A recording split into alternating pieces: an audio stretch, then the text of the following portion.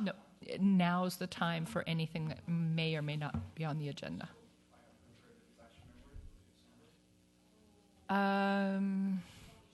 Yeah, it's not really a presentation.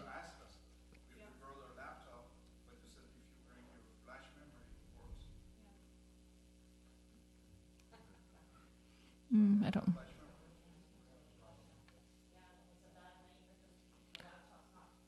Yeah, we need to sort of prep up and be ready if it's a full presentation versus.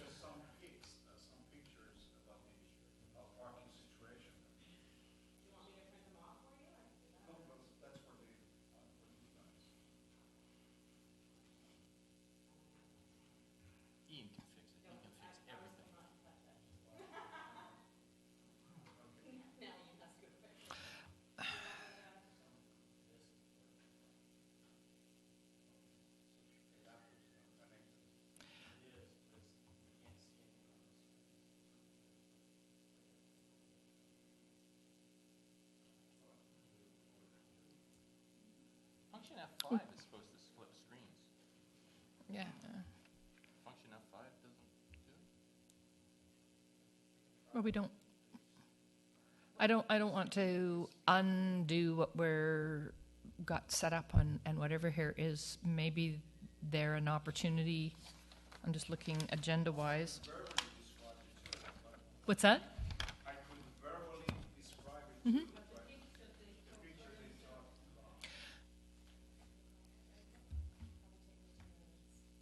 Yeah. 7, 8. Might be easier just to get them copied up and whatever. I'm running. Hurry up. Is there anyone else in the public that would like to speak on any matters before council?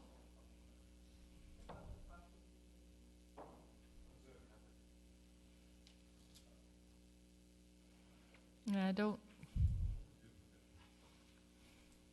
Hi, thank you. My name is Jim Gawley, and past few months, a group of us down at the cul-de-sac in Aloha Avenue, we've been here before too, complaining about the parking issue, and on behalf of the group, I wrote a number of letters to Michael Baxter, Ian Bornhill, Ian Howitt, Kevin Atkinson, and Alan Haldaby about all our concerns down on the cul-de-sac, and they sort of center around this parking issue.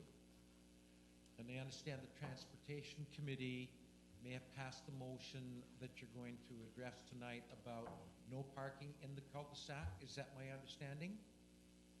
Okay. I guess we might ask the question or consider for a moment just how entailing that no parking sign would be. Is it in your minds that it would be a 24-hour no parking sign or signs in the cul-de-sac? We don't get to answer questions at this point, but you can certainly pose yours. Okay, I will pose mine. Thank you.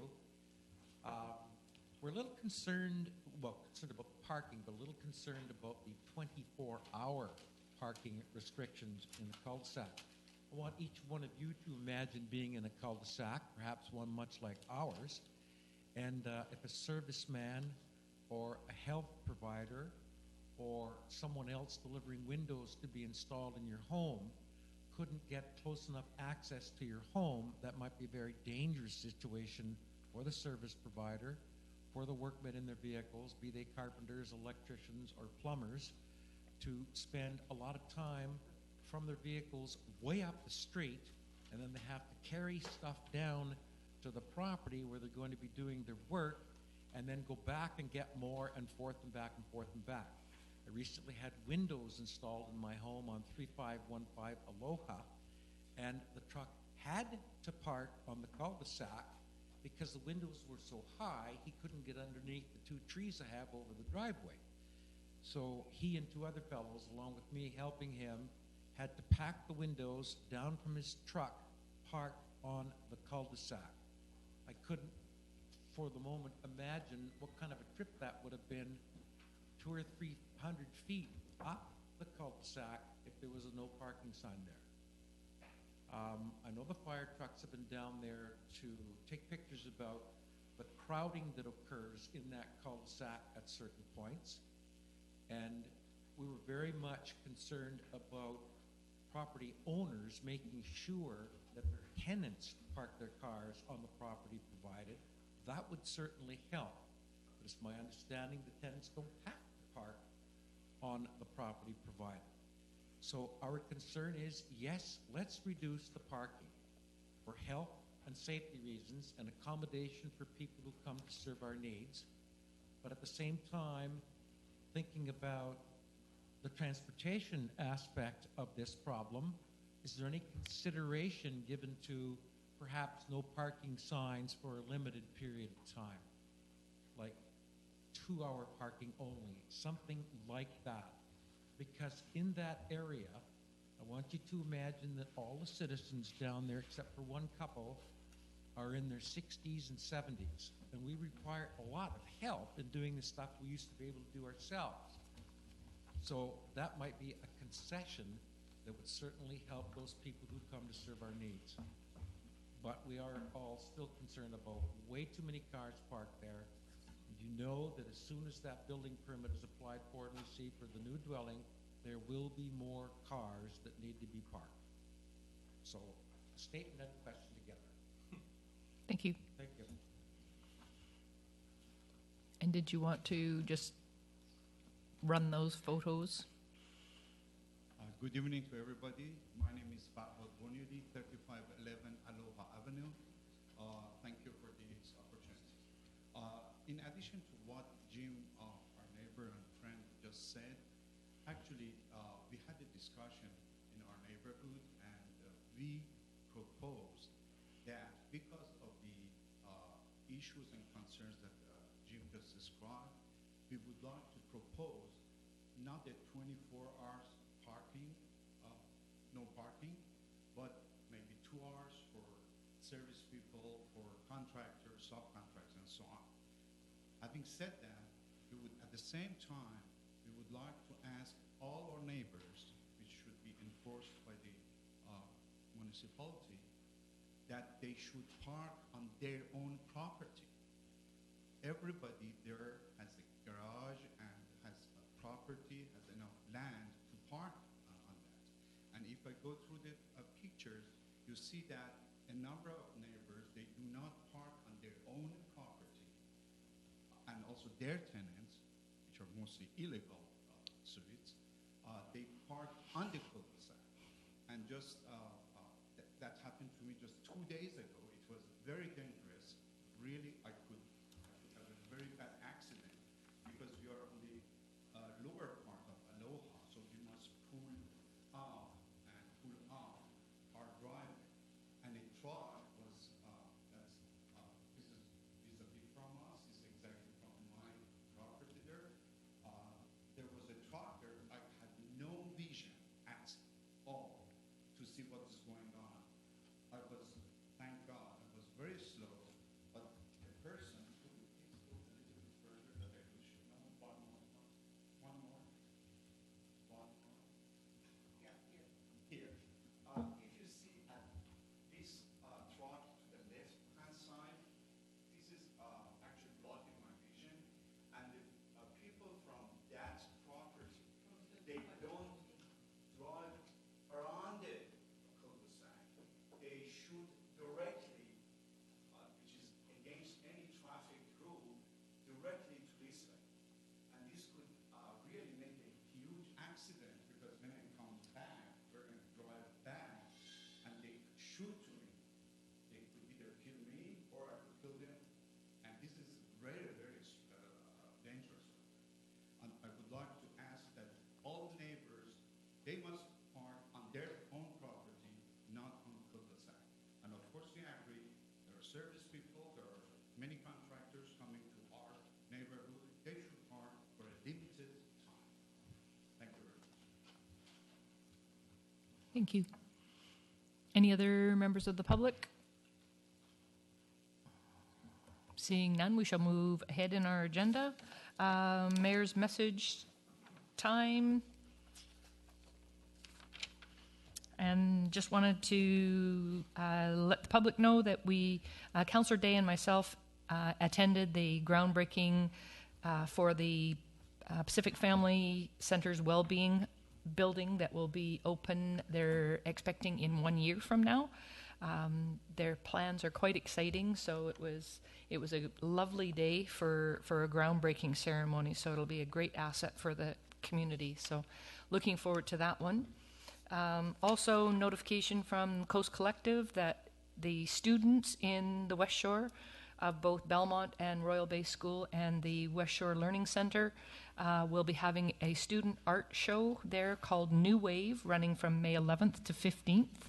And it's well worth the trip down there to see the kind of talent that comes from our youth. That's pretty phenomenal. Any other members of council with anything on their lists? Not today, so we shall move on from there. Next item up is adoption of 2 sets of minutes, one for council of April 25th and the other May 2nd. Move adoption, Your Worship. All those in favor? Opposed? Motion carried. A number of minutes to receive this evening. Intermunicipal Advisory Committee for February 18th. Intermunicipal Advisory Committee February 18th. AGM. Protective Services March 16th. Planning and Land Use Committee April 19th. Transportation Public Infrastructure on April 4th. All those in favor? Opposed? Motion carried. We have a couple of presentations this evening. Mr. Vanderhorst from our audit company is here to tell us what we've been doing.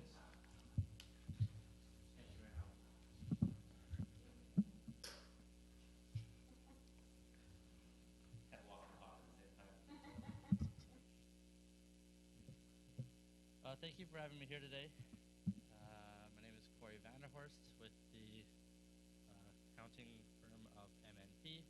Take you through some highlights of the financial statements and then talk a little bit about the audit and wrap up with a little bit of analysis of the statements. Happy to answer any questions, and if you want in the middle of the presentation, that's fine too, but I'm happy to answer at the end as well. So starting with the financial statements, I just want to first of all clarify that these financial statements are showed on what we call a consolidated basis. So it is 100% of the city's operations and capital. It's also proportionate share of the West Shore Parks and Recreation, 22.6%. So when you look at some of the numbers, there is a chunk that represents West Shore Parks and Rec in there. Starting with the statement of financial position, or what we used to call a balance sheet, you get a snapshot of what's in the accounts at December 31st, 2015. So cash and investments, the city had 20.4 million. Total financial assets, 22.5 million. Debt and leases are $12.5 million, and total liabilities were 24.3 million. So when you take the total liabilities and subtract them off the total financial assets, you get what we call the net debt position of $1.7 million. And you can see year over year, when you look at 2015 and 2014, that net debt position has decreased. That means it's an improvement, less debt, of course.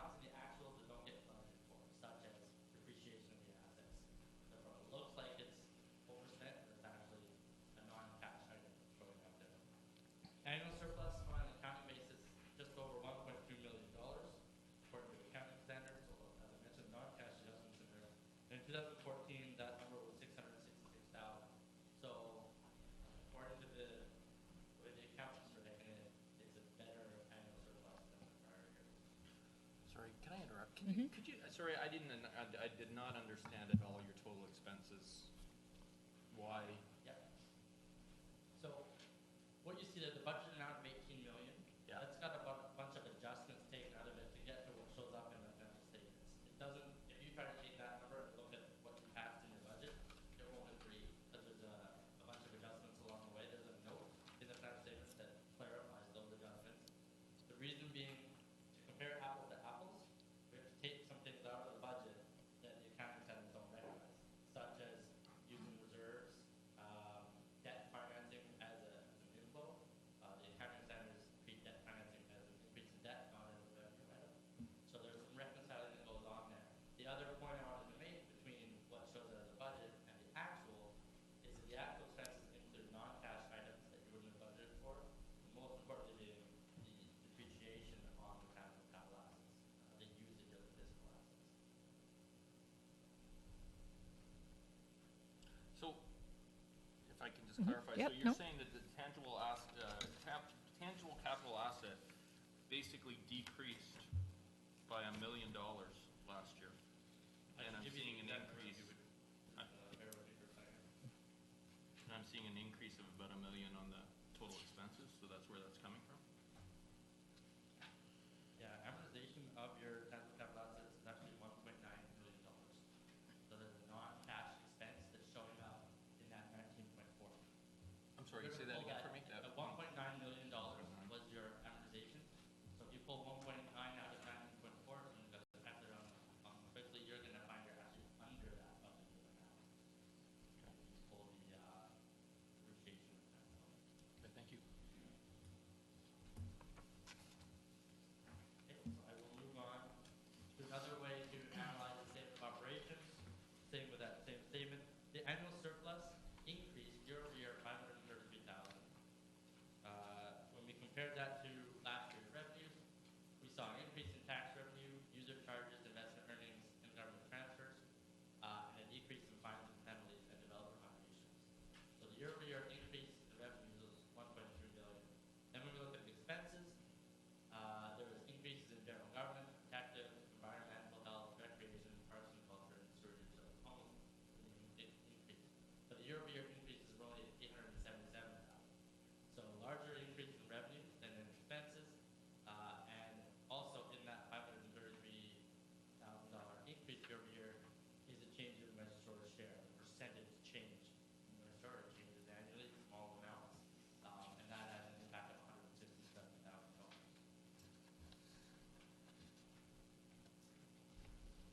Moving then to, sticking with the income statement, but looking at it in a graph here, you can see that the main revenue source is taxes, followed by the user charges, and then everything else is fairly minor compared to those two main sources of revenue.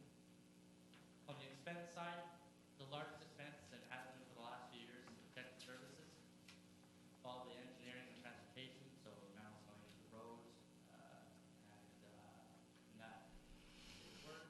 And then the third one being recreation and culture, the amounts paid for Windsor Parks and Rec and other recreational activities. On the statement of cash flows, we can see that operations of the city brought in $4.3 million. Capital used $753,000. Financing, the pay down of debt and leases was just over $1 million. And at the end of the year, there was a net cash inflow into the bank accounts of $2.5 million.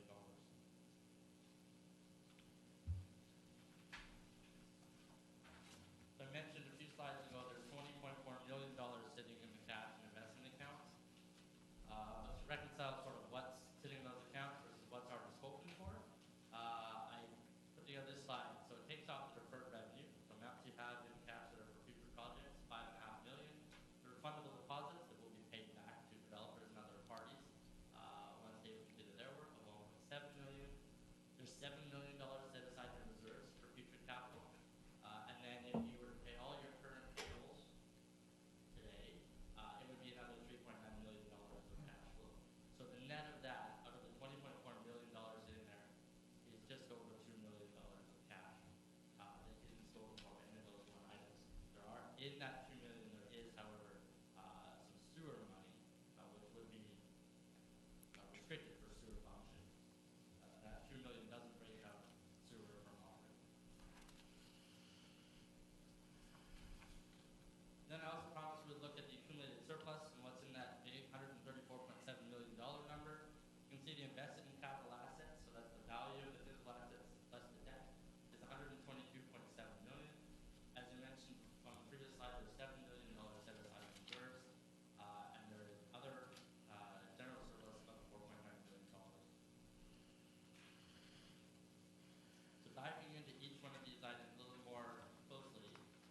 investment in the physical assets, 122.7 million, represents 135 million of the net book value, or the depreciated value of the assets, minus the 12.5 million dollars of debt.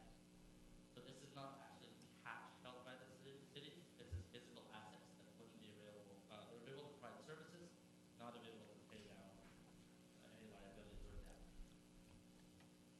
The reserves, $7 million set aside by council through the approved bylaw reserves for future projects. And that's the end of my discussion on the financial statements themselves. I'm happy to answer any questions about those slides. Councillor Day? Thanks. Just when I was going through the statements, I noticed that the amount for materiality was, I'm sorry, I've lost my spot now, but I think it was 700,000. And if my memory serves me correctly, I recall it being in the neighborhood of 300,000 in years past. And I'm just wondering if that has changed for everyone or just for Colwood, and why. It's a little bit of both. We're coming into our third year of audit, so as we're more comfortable with the operations and the risk levels and the things that are going on, there's an increase for that reason. The other increase, and the main cause of the increase, is that MMP is always looking at its audit processes and its methodologies to make sure you're getting the most efficient, effective audit for the price that you're paying. One of the things that was determined was that the materiality levels we have been using were low for the industry. So where we were using 1 to 2% of revenues, the rest of the industry was using 2 to 4. So the adjustment to increase the materiality primarily comes from taking a look at that percentage of revenue and going, what are we comfortable with? 700,000 being a percentage of your total revenue. I think about 3.5% of the ballpark, as opposed to the 1.75 that it was last year. So that's the difference. Anyone else? Yep. Thank you. Megan. I am trying to understand something. So help me under the statement of financial position, we've got the tangible capital asset has basically decreased by about $1 million. The accumulated surplus has increased by $1.2 million, but you're showing a financial composite of cash and investment net of $2.1 million. And I'm trying to reconcile those three numbers. So if you can help me with that, that would be awesome. Sure, that's a big question. So, yes, they're interrelated, absolutely. Your capital asset decrease that you mentioned there is the $1.9 million of amortization. It decreased it, and about $573,000 of increase. Sorry, $750,000 increase. So that's about a $1.2 million net decrease in the tangible capital assets. Primarily that decline and the increase in the annual surplus and the increase in the cash flows is that there was budgeted about $3.1 million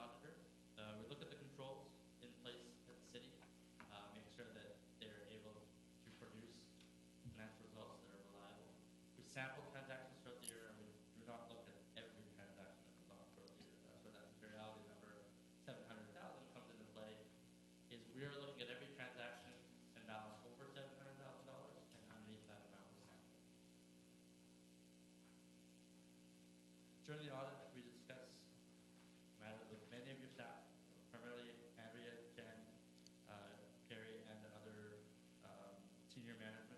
I'd like to take a moment to thank them for their effort this year.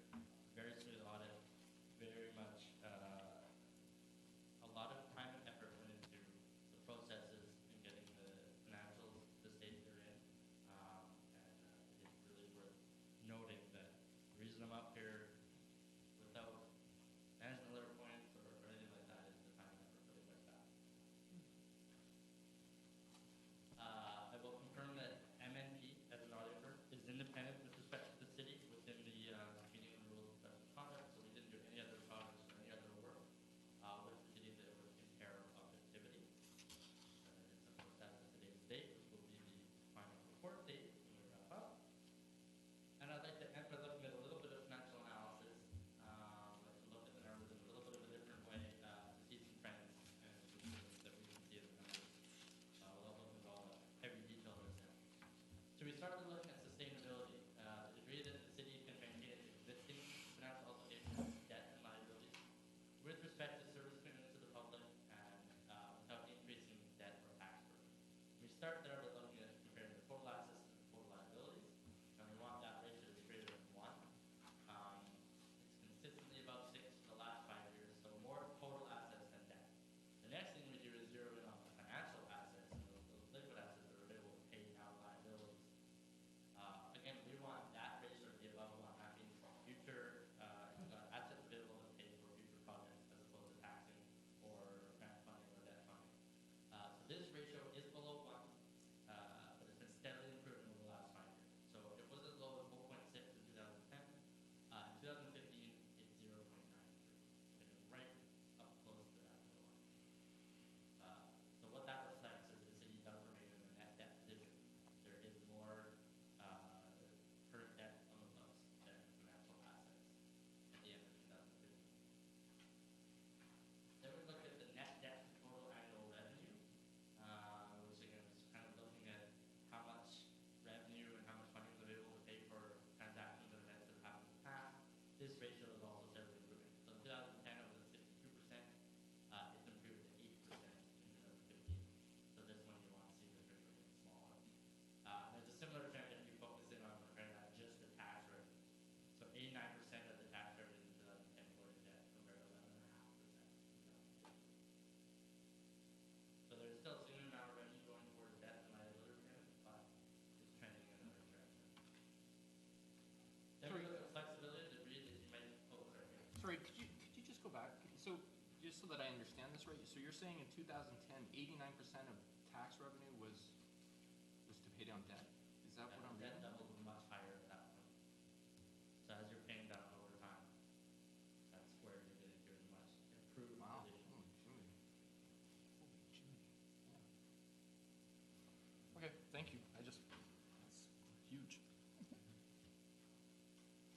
The next area I want to focus on is flexibility, which means you might be able to change debt or tax burden on the residents to meet your existing obligations.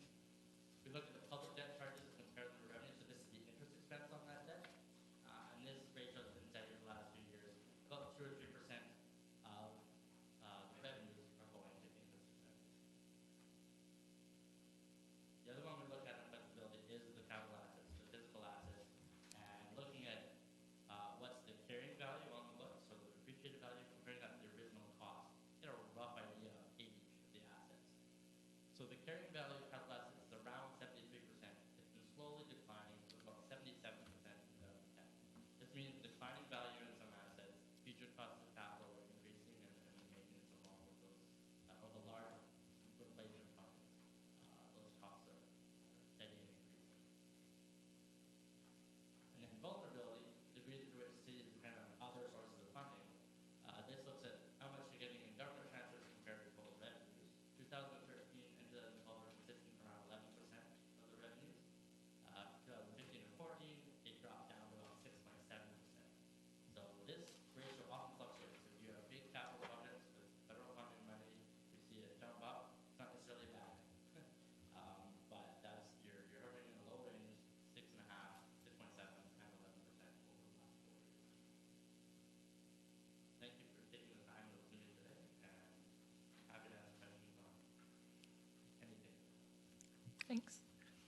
I'll pass it around to council. Is there anything from anyone? Cory, once again, thank you so much for all your work and support that you've given the staff. I know that our finance department and department heads have worked hard to smooth this whole process out, and I think we're starting to see the payback in that. So thank you.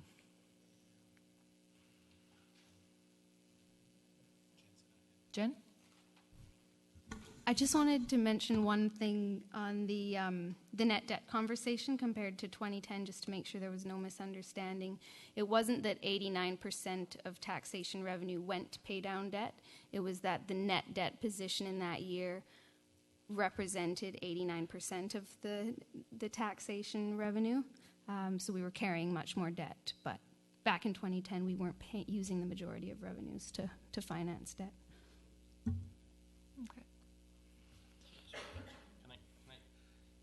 Can I ask a clarification on that then? So what would you say the ratio is in comparison to decrease in debt versus increase in revenue to lower that ratio? Because if you're going from a ratio from 89 down to 11, I'm sure both are moving. One's moving up and one's moving down, right? Do we have any idea? Well, the taxation revenue has been steadily increasing over the past few years. Even just over last year, we increased the general taxation revenue about $500,000. And then the debt has been steadily decreasing with a few exceptions. We have just taken on new capital leasing this year for the fire hall truck. So there's a number of factors. So do you think it's like a 1-to-1? No. No. No.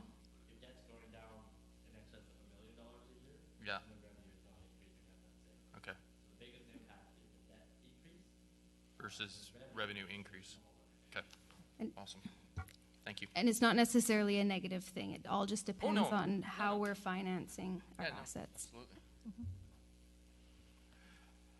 Actually, I think it would be negative if it was just our revenue was increasing. Taxpayers would be very mad. So thanks again, Cory. To staff, Cory's done both the audit and the financial statements somewhat together in this presentation.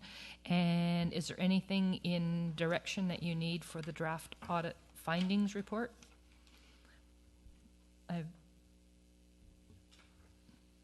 We just need a motion with respect to approval of the financial statements and So giving. just in the final one, just Yes, yeah. okay. So we can move receipt on the draft audit findings report, and then we'll move on to the recommendation that's in the other one. So looking for the receipt of the first part. I'll move receipt. All those in favor? Opposed? Motion carried. Then what is item 4.3.2 and the consolidated financial statements, and there is a recommendation before us in the memorandum. I'll move the recommendation.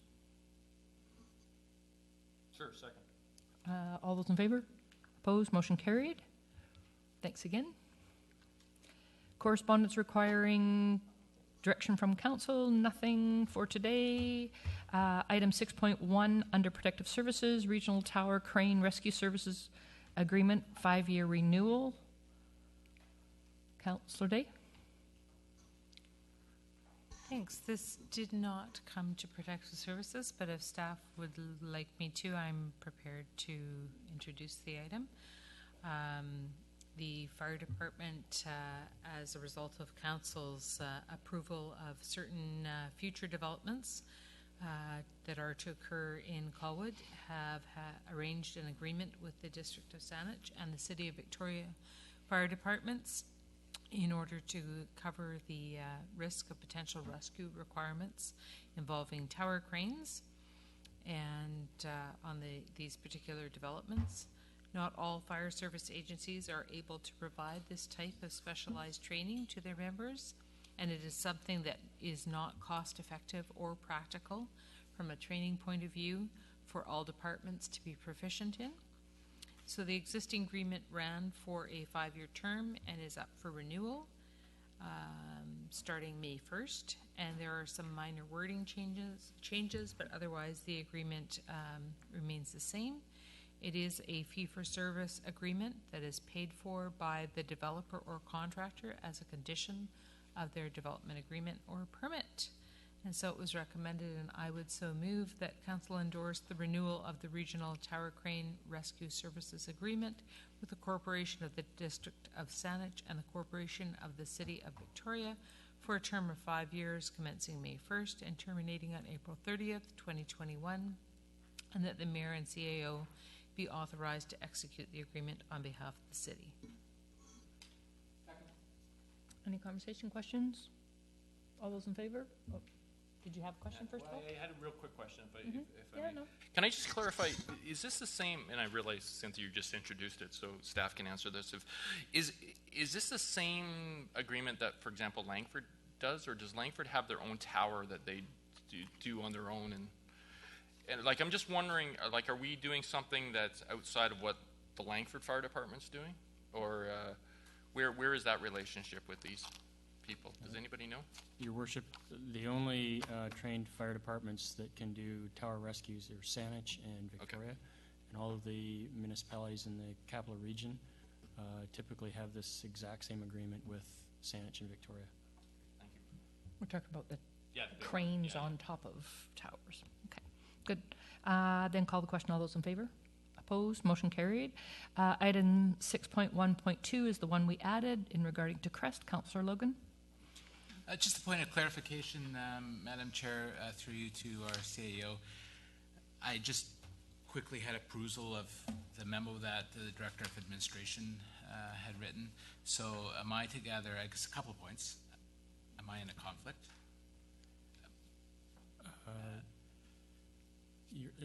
And then that will dictate my next question. Through the mayor, I believe that if you've disclosed that you were in a conflict in previous discussions regarding Crest, then you should probably continue to respect that and step out of the room.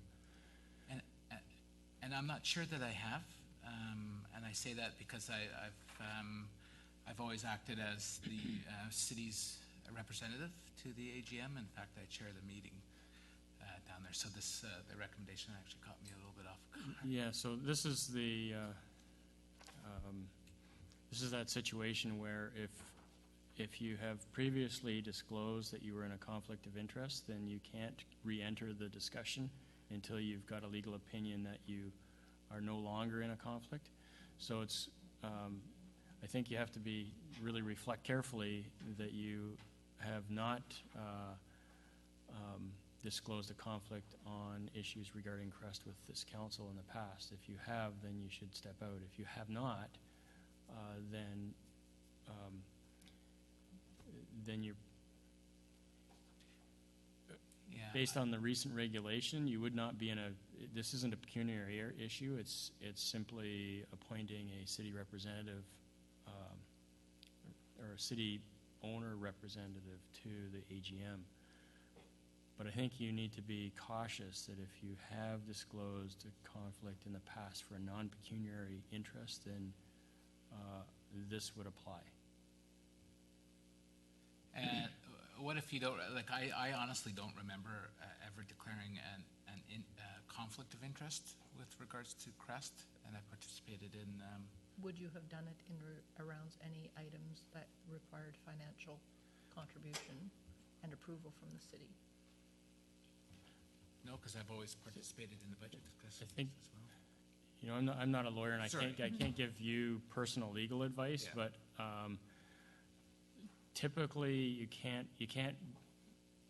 have two masters. So as the board chair to Crest, which is a corporation unto itself, you are a representative of Crest, and here we're into that, which master am I serving?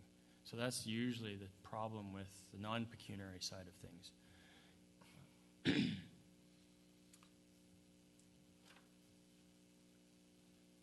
On reading the back side of the memo, I see that it says excluding yourself anyways. Yeah, which is, I guess this is the quandary I'm facing, because that's contrary to what has been past practice, I guess. You know, I've always represented, I think, Well, last 10 years. the report isn't precluding you from continuing to serve on the Crest board. There needs to be a separation between the board and the owners. And this is coming up again with West Shore Park and Recreation later on. The board has a fiduciary responsibility to the board, or to Crest as a corporation. The ownership are essentially the shareholders, and their interests aren't necessarily in alignment with the board interest, because the board's primary interest is to protect the interests of the corporation, being Crest. The owners may have issues with the way Crest is being operated. That's typically why you separate those two issues out, because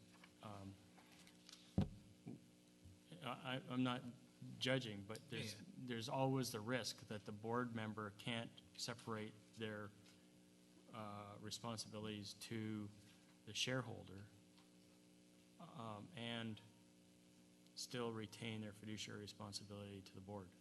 So that's why staff have always recommended, and talking with our Director of Administration, we've always recommended a separate appointee from the ownership for the AGM for both West Shore Park and Recreation and for Crest. That's what I was led to believe.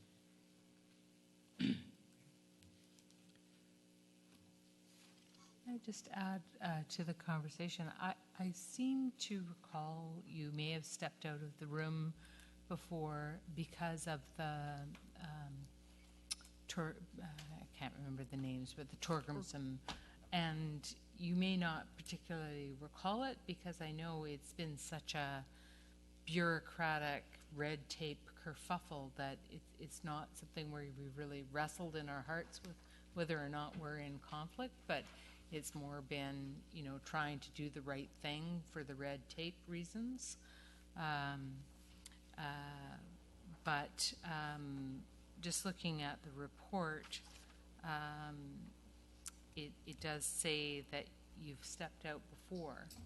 And if Pat wrote that report, I'm sure she probably checked the minutes because that's the way she does things. So you might be safer to err on the side of caution. Just a suggestion. Well, I guess I'll declare a conflict of interest. Oh, but looking at the minutes from last year's, you attended and represented. I chaired the meeting, actually. And, yeah. I've chaired the last 10 meetings, well, with the exception of 2. Yeah, I think there's still a bit of confusion. We're not asking to reappoint you as a representative for Crest. You still are. But the AGM. Well, at the AGM is chaired by the board, not by the shareholders. I think. So you would have chaired that meeting, but you would not necessarily have represented Colwood at that meeting. So we're just adding somebody to it. Yeah, no, but I have represented Colwood at the meeting, actually for the last, every single meeting since incorporation.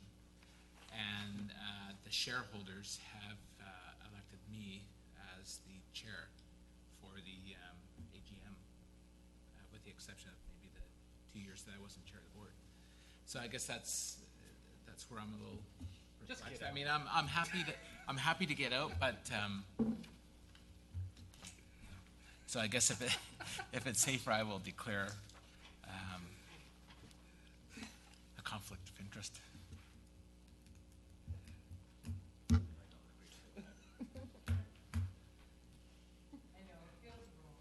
it does.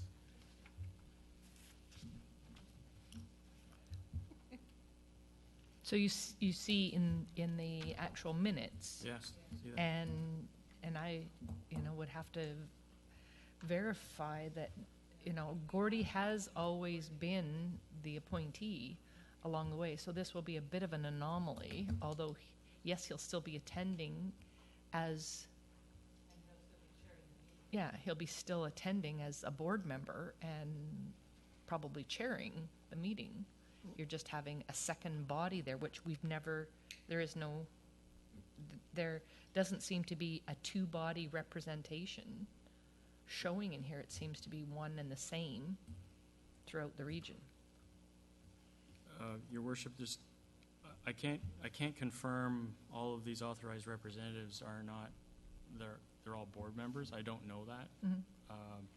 But if it's council's wish to have Councillor Logan continue to represent Colwood as a shareholder at the meeting, it's certainly at council's disposal to do that. We're recommending that you don't do that, but if that's been the practice and council's satisfied with that, then you could continue to do that.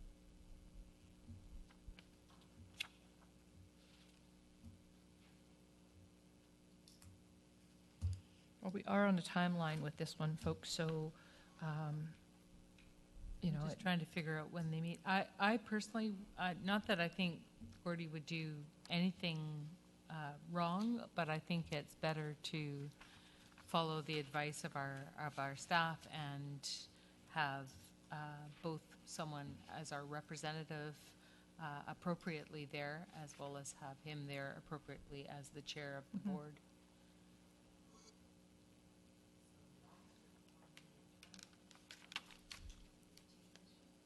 yeah, it's May 18th this year, folks.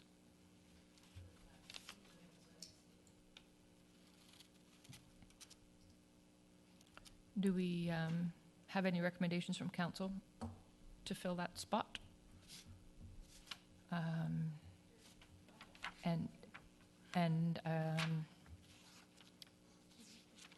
I would nominate Councillor Trace.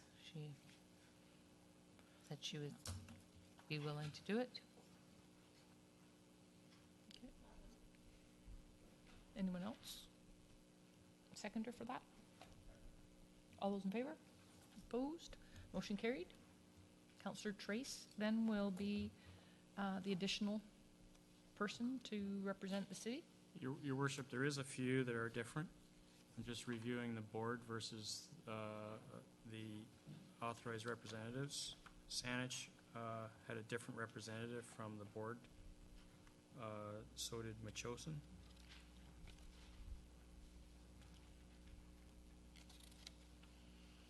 Can't see too many others. Langford. Yeah. There's Langford on here. Lillian. Oh yeah, that's right. I think we're okay with the process that we've done with this. Yeah. My apologies for this being so late. It came in pretty quick. So. Yeah, and if we, yeah, if somebody can grab Councillor Logan, that would be great. Thank you.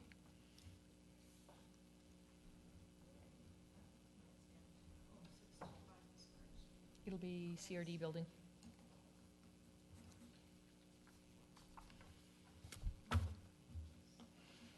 All righty.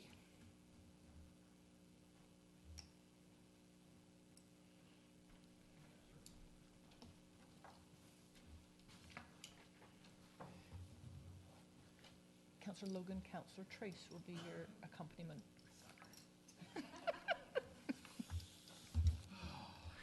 All right, moving on to planning and land use, item 6.2.1, recommendation regarding rezoning application for 291 Portsmouth Drive.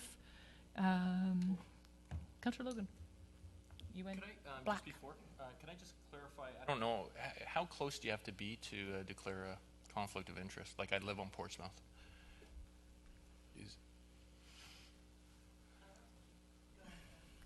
Living. Do you have to be adjacent to it, or what's the rule? Is there any rule? Or I don't have to worry about it?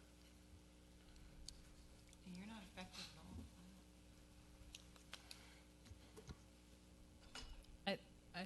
I can only speak to my own personal experience, and when I've looked into it for myself before, I have had issues that came up on, you know, a road that leads to my road, and have determined that because my property wasn't touching, for me, I felt that I wasn't in a conflict.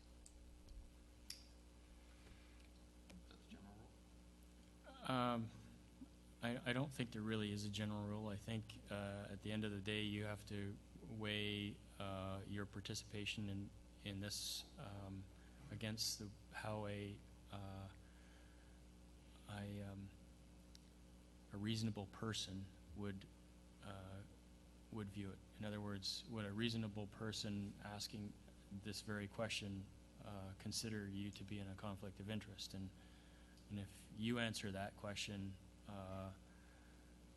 that you might be, then that would be your response. If you answer it thinking that a reasonable person would see this as being remote and that you would not be in a conflict, then you'd probably conclude that you should stay. That's, I think, the best I can. Clear as mud. Thanks. Get out. I'm good. Get out. There's no conflict. I am not conflicted. Councillor Logan. Oh, you've given us so much material. Thank you, Worship. Back to 291 Portsmouth Drive. The applicant in this application is requesting to rezone the 955 square meter vacant lot from the existing R1 zone to a modified residential R4 zone in order to subdivide the land, creating 2 single-family lots. The 2 lots created under the modified zone will measure approximately 475 square meters in area, with lot frontages measuring 21.55 meters and 17.54 meters respectively, with lot depths measuring 22.0 meters and 23.0 meters. Reduced front yard setbacks from 6 meters to 4.5 meters, and reduced rear yard setbacks from 7.5 to 5.5 meters. The applicant provided information about the possible housing and lot designs. He also confirmed that the design includes a 2-bay garage with potential for a secondary suite and sufficient on-street parking. It was noted that the development permit process will allow for both high-quality small lot types of development with flexibility for a potential purchaser. The Director of Planning also noted that there's quite a few design guidelines in Section 23 of the official community plan, especially the neighborhood guidelines that provide flexibility with respect to market needs. The unique thing about this particular lot is it's wide and not particularly deep, hence the front and rear yard setbacks, but the frontage is quite in keeping with the neighboring lots around it, and so it's felt that generally it will fit in.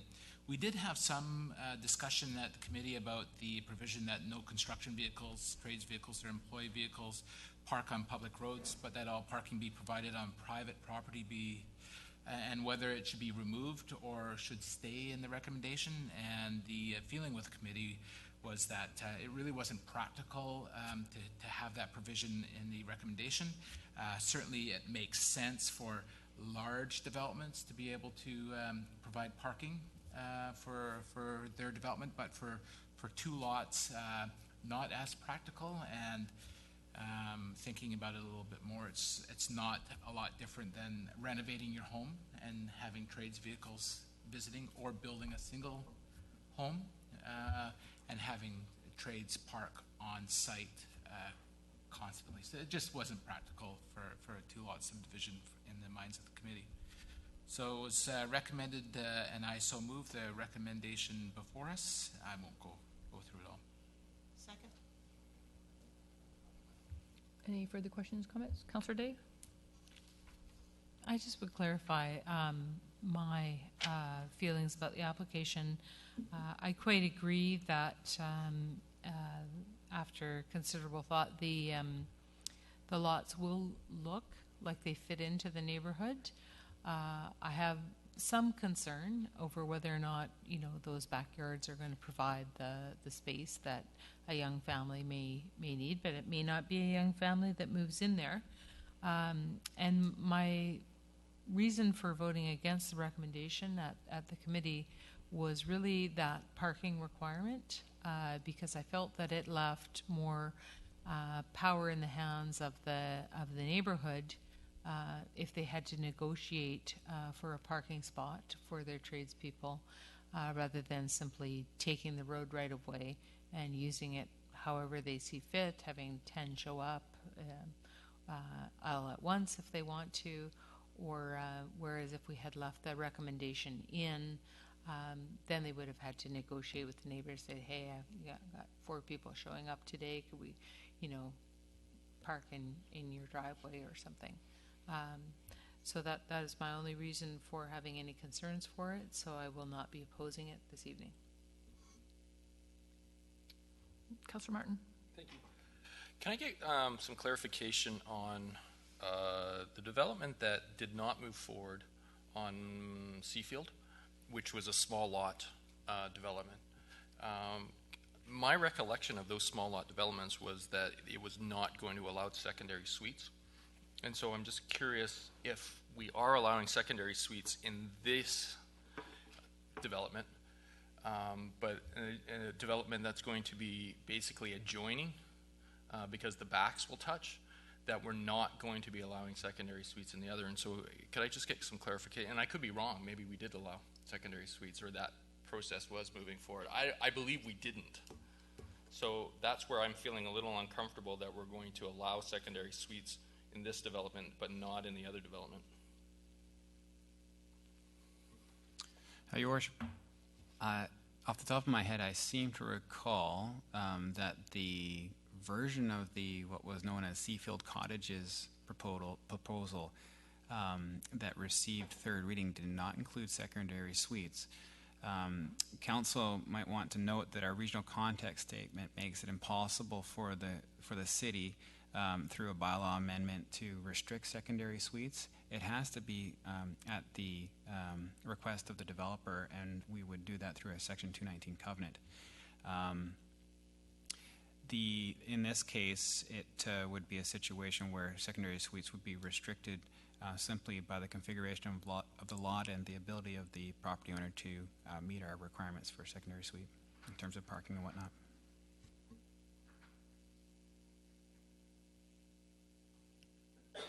You good? Yeah, I'm thinking. There's more coming. Anyone else? Seeing none, call the question. All those in favor? Opposed? Motion carries. Item number 6.2.2, report regarding retaining wall regulations, summary of public consultation, and updated draft recommendations. Thank you, Worship. The report before you provides an update on the development of retaining wall regulations for the City of Colwood, following public and stakeholder consultation.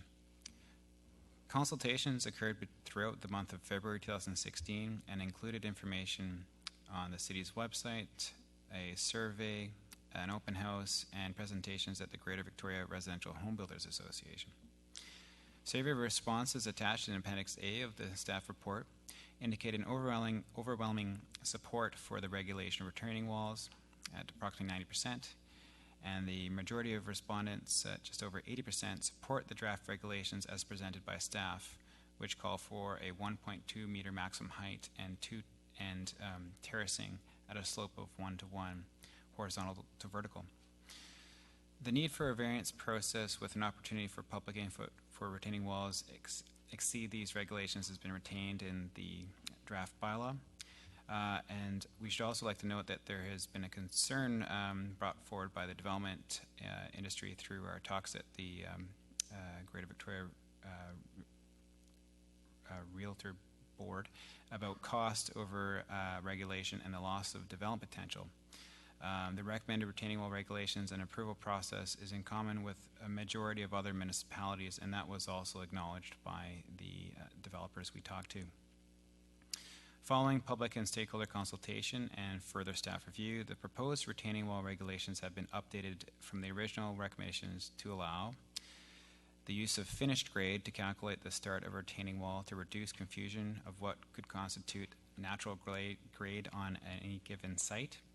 And secondly, the use of a 1:1 ratio height to horizontal separation ratio in place of the 45-degree plane from the top of the first wall when terracing is used. The proposed recommendations mean that an applicant wishing to build a retaining wall greater than 1.2 meters in height would have the opportunity to apply for a development variance permit or to the Board of Variance to relax the maximum height requirement. Further to this, a building permit would be required for any retaining wall over 1.2 meters in height. The recommendation being presented to Council for consideration includes that the staff report and public stakeholder consultation summary be received and filed, and that the draft bylaw cited as building bylaw number 977, amendment number 3, retaining wall regulations, bylaw number 1622, 2006 be considered for first 3 readings when presented for discussion under the bylaw section of this council meeting agenda. And thirdly, that the draft bylaw cited as land use bylaw number 151, 1989, amendment number 153, retaining wall regulations, bylaw number 1621, 2016, be considered for first 2 readings when presented for discussion under the bylaw section of this council meeting agenda. Thank you. Thank you. And before we get council to make the recommendation, I go to our CAO in that both of number 2 and 3 are on our agenda later. Do we need to reference that in this recommendation or simply item number 1? Your worship, you just need to receive the report. Members of council, please. I'll move receipt of the report. Second. Any questions, comments? All those in favor? Opposed? Motion carried. Moving on to item 6.2.3, Official Community Plan Steering Committee.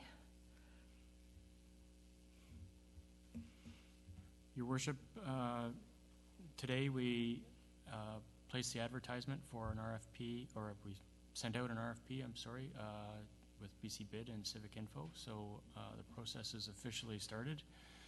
The next step for at least staff are recommending is that we establish a steering committee, but we're doing so in a somewhat unorthodox manner to try and encourage greater participation of Colwood residents. So the steering committee proposal is that we, or at least we're recommending that council appoint 2 members of council. One is the chair and one is the vice chair for the steering committee. And but rather than traditionally advertising and appointing members of the public to the steering committee, we're suggesting that we leave it open and encourage public participation in each of these steering committees by having everybody who attends the meeting participate. In other words, they'd all have a voting right and an opportunity to speak at those meetings. It has a risk in that nobody shows up, so we'll have to make a considerable effort to get people to attend.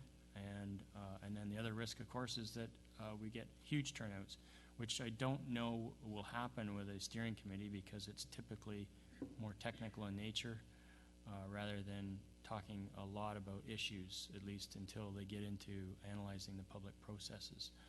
So if there is circumstances where there's a great deal of residents showing up, the chair would use AGM style rules, which we talked about earlier, where everybody who shows up would address the chair to speak and could make motions from the floor, and there'd be votes. So we'd have to have a registration process at a table where people would register and give us their name and address so we could verify that they're residents of Colwood. In the event that that it's not working, we still have the option that are the options that are laid out in the report. One being that if the process that we've suggested isn't working, council at any time could direct staff to advertise for a fixed amount of steering committee members and direct us also to create the I'm going to say the decision matrix for the types of candidates we'd like to see on that steering committee. But that's not the recommendation for tonight. Just a point of clarification.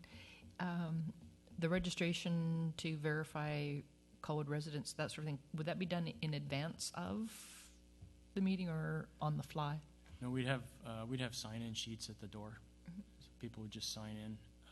we instruct them that they need to be Colwood residents to be voting participants. They could be from Langford or View Royal or Machosen if they just wanted to sit and observe.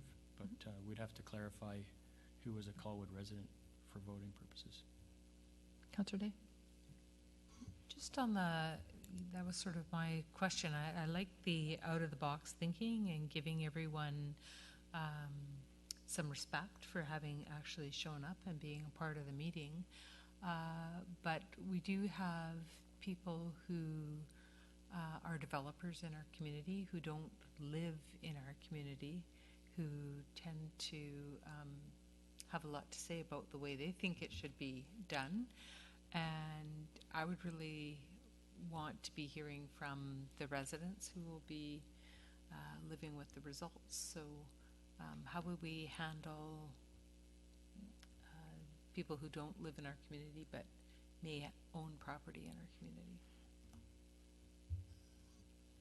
I think the intent would be that anybody who's a resident or owns property would have an opportunity to participate as I'm going to say a committee member for the purposes of this discussion.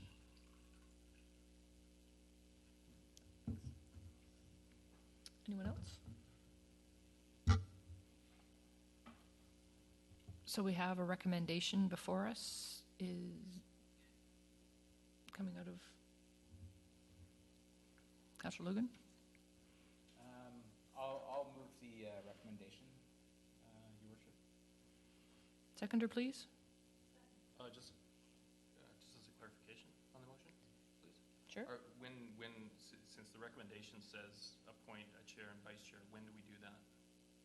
If we're just going to pass the motion? Oh. Or is the motion that we're picking the chair and vice chair tonight? And should that be part of the motion?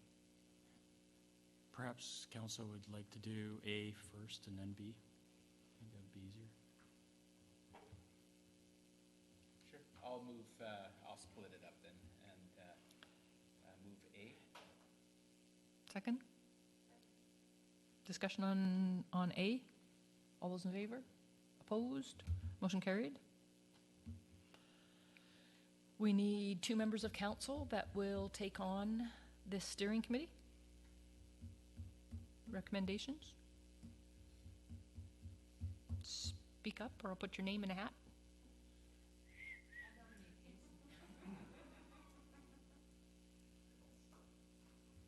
Just for clarification, when would these meetings be held?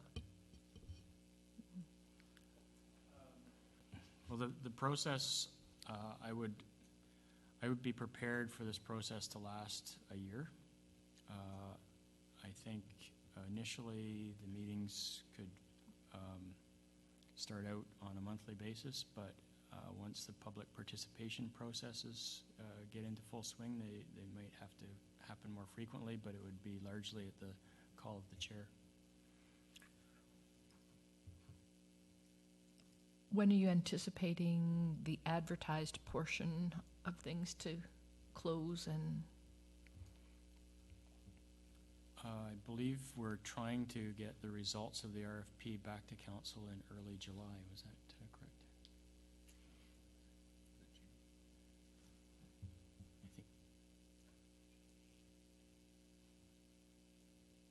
I think. You guys look like you're at a Senate hearing. I'm pretty sure. I'm just wondering, like, if we move on with looking on this and reflecting a little bit, the first part definitely, supports what's already going on. B and C both, it's almost, I think we may have a bit of time in there just so that once we've got sort of the folks identified through the advertising process involved in there may something that changes in C on doing a review or revision or a... Your Worship, there is no advertisement for members of the public under this proposal. It's simply when the process starts, the chair and staff will put together an agenda, will advertise the agenda, and hopefully attract members of the public to participate in the steering committee. Okay. The advertisement that went out today was for responses from consultants to actually be the consultants to do the work with the planning staff and with the steering committee.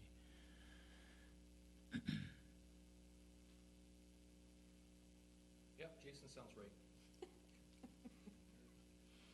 We need a second person as well. Councillor Date? I'd be willing to be, to work with Jason on the committee. I think it would be good unless Gordy wanted to do it. Someone who's with the planning and land use. We're talking about our OCP.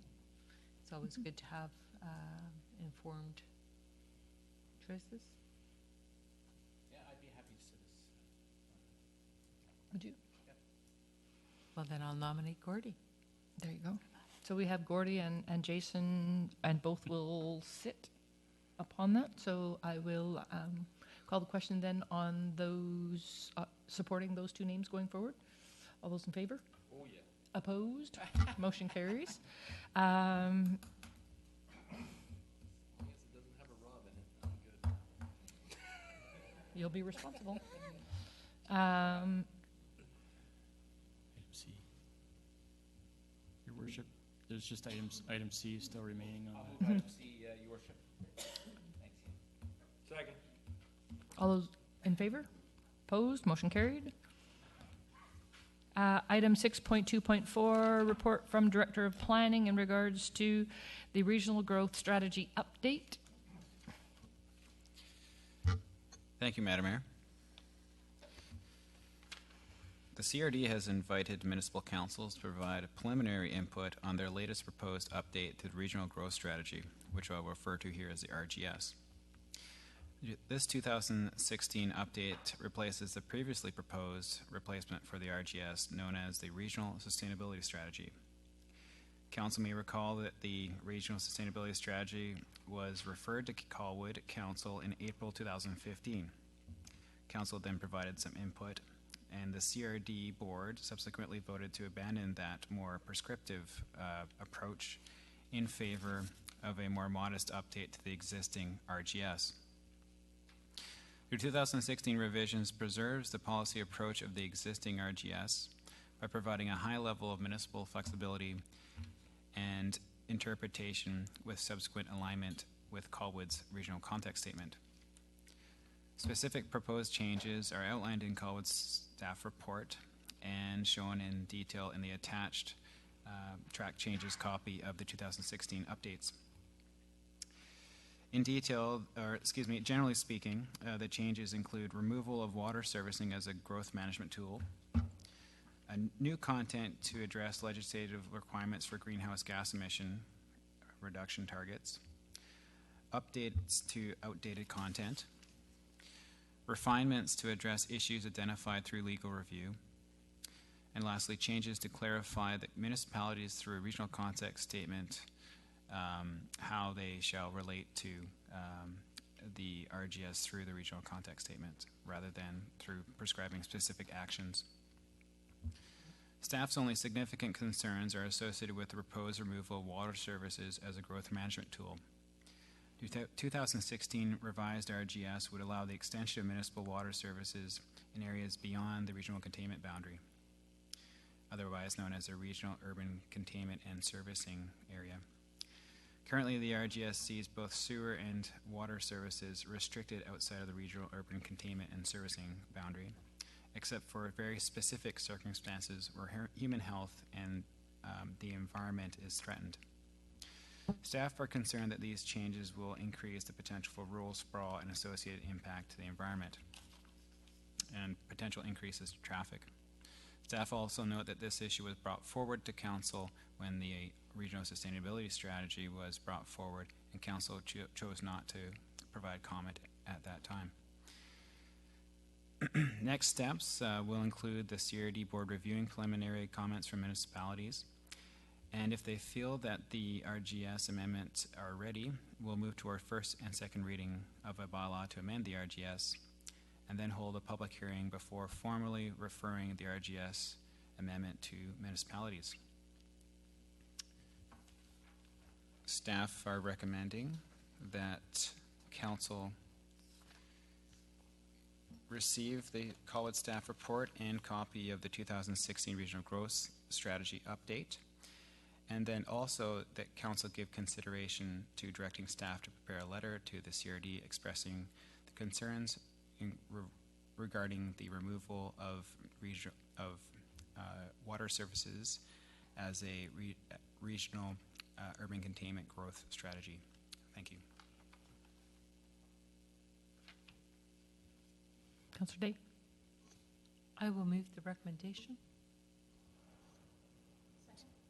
Discussion, Councillor Logan?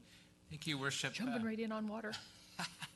I can certainly support receiving the report, but with all due respect to my friend, I think he knew where I was coming from. I can't support item number 2 and using water as a tool to restrict growth. My opinion, sitting on the Water Commission, is that potable, clean, safe, potable water is an absolute right to everybody. And given what's been happening in areas of the region where wells are starting to dry up, bulk water delivery is becoming more normal. So adding additional pressures on those homeowners, but also having an impact on the environment with more trucking of water occurring.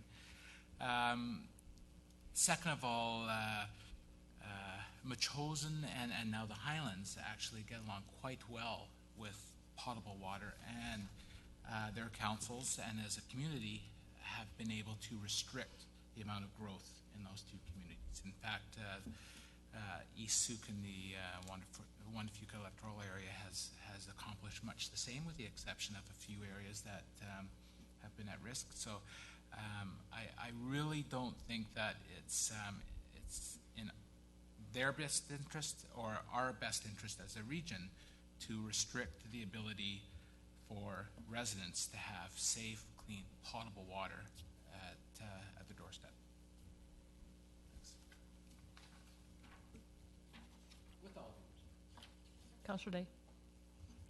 Thanks. I do believe that both Metchosin and Highlands are actually having the same concern, I think it is a right for everyone to have safe, clean, potable water. I just think that their water doesn't necessarily have to come in a pipe.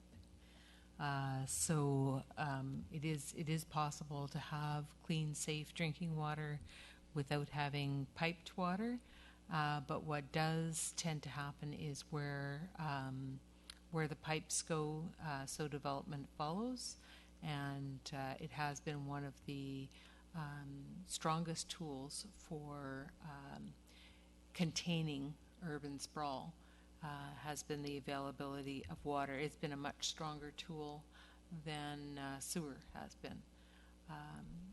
And I don't want to deny anyone the right to have safe, clean drinking water, but at the same time, I think that a system that is compact is the most affordable for all of the people who are using that system.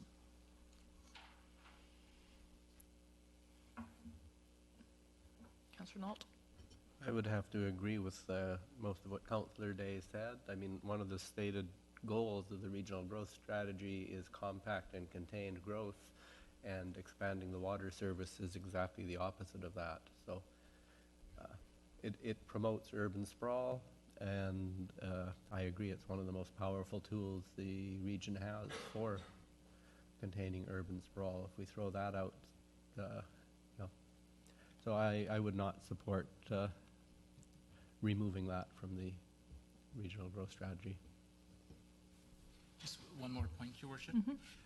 The one thing that I didn't mention is the ability to have the availability of water for fire protection.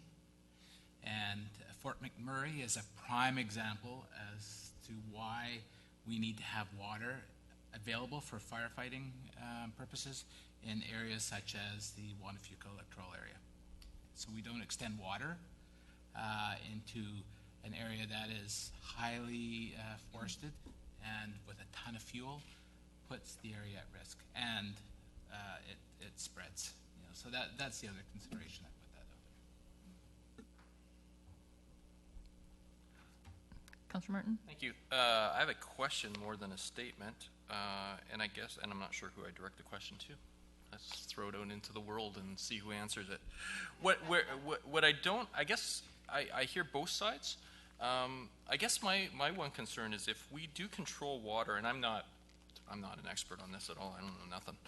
But if we allow the CRD to control water, is that not giving up the municipality's ability to say what happens within the municipality from a growth strategy? Like are we not handing off our ability to control our community if the CRD has the ability to say yes or no to water from that standpoint? So I don't know, looks like Ian might have an answer for me. In Colwood's case, the entirety of our municipality is located within the urban containment boundary, so it would have no effect on Colwood's ability to extend water services within Colwood. Okay. Thank you. Anyone else? Call the question. All those in favor of the recommendation? Those opposed? 3 opposed, and call it again. All those in favor? 1, 2, 3, and opposed 4. Fails. Do we need to? I sense that we've got part and part on here. Is that our problem, folks? And can we separate? I mean, we need to answer to the CRD. I was trying in this moment while we were there. There have been some changes with the water bylaw, and at CRD, and I just can't find the detail on that right at the moment. Councillor Day, do you recall? On the restrictions? Where we stand, because this has already been long discussed at the CRD. In Table. terms of where the CRD stands, I believe the vote was Where are to. we? I believe the vote that was taken was to permit water into the Wanderfuge lands and to remove water servicing as a growth control mechanism, which is why it's reflected in this draft that's been sent forward to us. Yeah. So we're changing what the draft is in there to state something differently. Because I'm coming back to the bylaw that came through in January of this year. I believe it was CRD. a very close vote at the CRD, and that is where I have heard discussion from both Machosen and Highlands saying that even though both of them have some water service in their districts, and both of them have wells, which may have those concerns that Councillor Logan was mentioning. They are not advocating for increased water service. They're advocating to continue to use water servicing as a way to keep growth compact. Councillor Trace? I seconded the motion for discussion purposes, but after hearing Councillor Logan's arguments, I had to agree with him, so I voted against the motion. Staff, we have to do part of this. This has, like, there's a deadline and a timeline for the draft and our input that way. So, Your Worship, if I can just recommend that you consider a motion to receive the report and to advise the regional district that you've got no concerns with the amendments proposed. So split that off, or take. So it's the contrary to what's been proposed. Staff recommendation was that you advise them of our concerns, but I'm presuming with the failure of that resolution that council has no concerns, so I think you should advise by letter that you have no concerns, or council has no concerns with the amendments to the RGS. Councillor Date? Well, with, we've had considerable discussion around this table about our developers versus other people's developers and signs. And I think, there's no doubt that we would like to give some preference to the City of Colwood developers. This, in fact, is creating greater competition for them. And it is also taking away probably the best tool that Metchosin and Highlands have, other than their democratic engagement, to control growth within their borders as well, and to stick to that containment boundary. Colwood's containment boundary is all of Colwood. It keeps it very simple for us, one standard for all of Colwood.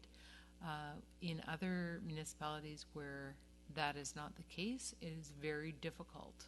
The water servicing was the most powerful tool in the tool basket. I don't think it serves Colwood well to not support restrictions that are in fact supportive of our local developers.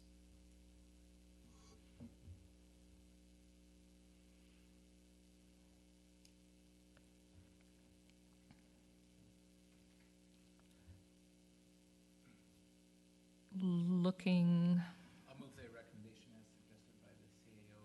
Second. to receive the report. And to let CRD know that we have no concerns. Second. Any further discussion? All those in favor? Opposed?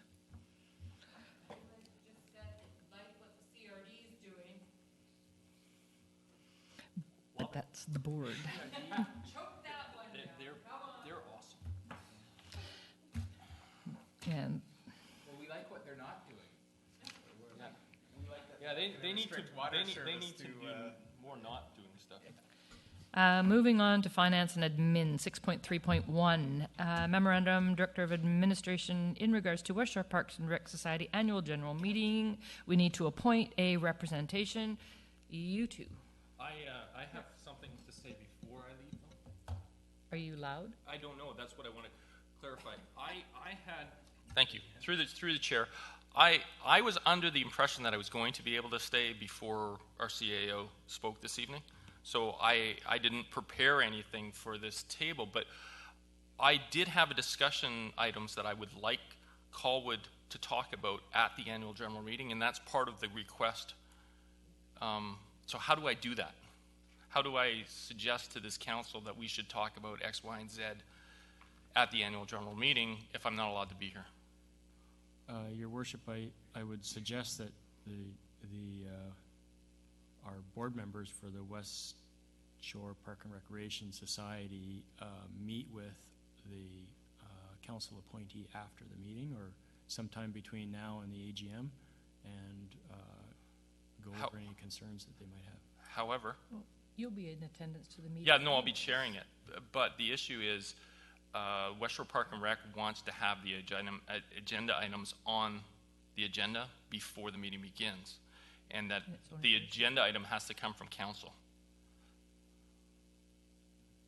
So I was expecting just to say tonight something.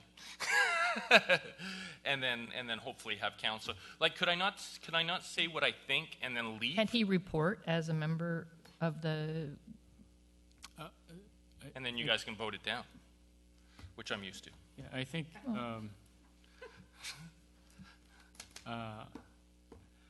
sorry, I'm just thinking about this a little bit. I think Councillor Martin could probably report as a West Shore Park and Recreation board member.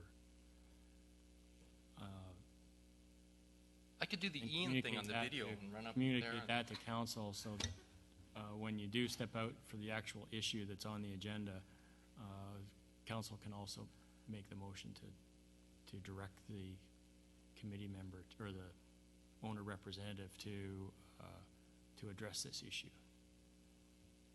That'd be awesome. And I have Councillor Day with, Just a suggestion that you could send a memo to council. Yeah, I would have done that, but Yeah. I thought I was going to be able to talk tonight. Right, but the meeting is not till June 9th, June. so there's still another council meeting to come between then. So we can still appoint the person, and the agenda items could be Okay. after that. Well, which would you suggest, Mr. CAO? I think it's council's desire. If, I think the alternative is a verbal report from you now as the West Shore Park and Recreation chair. Yeah. Or conversely, a written report later. Okay.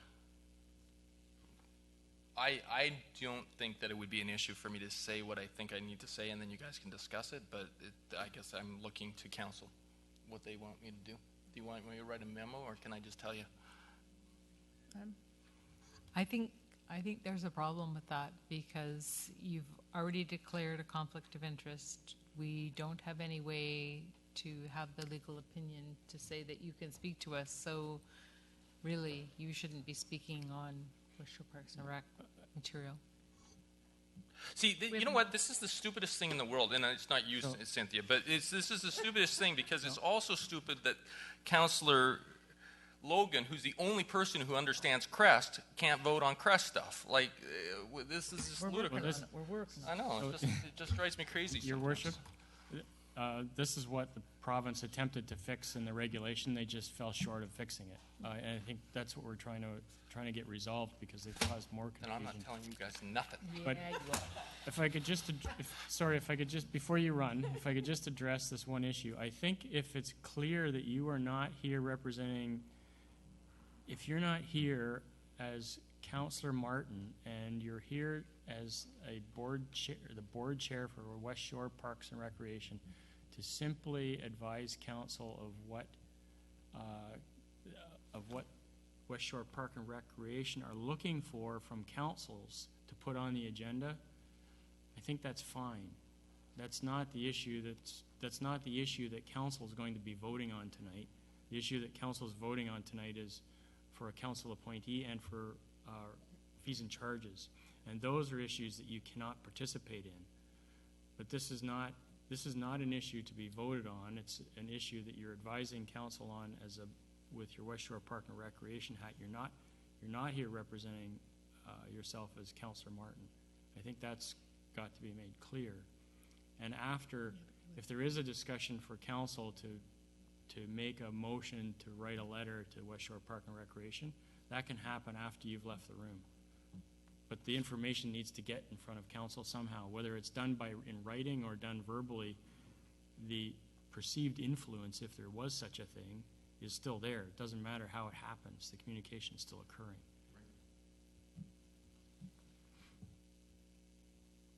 So what do you want me to say? No, yeah, I think, like, he's looking for City of Colwood agenda items to go forward. So in that hat of being a member of council of discussion, then that will have to take a back seat to identifying this part, and then we'll deal with that afterwards. The rep can have that conversation, and we can, I think, just to keep everything airing on the right side of the confusion.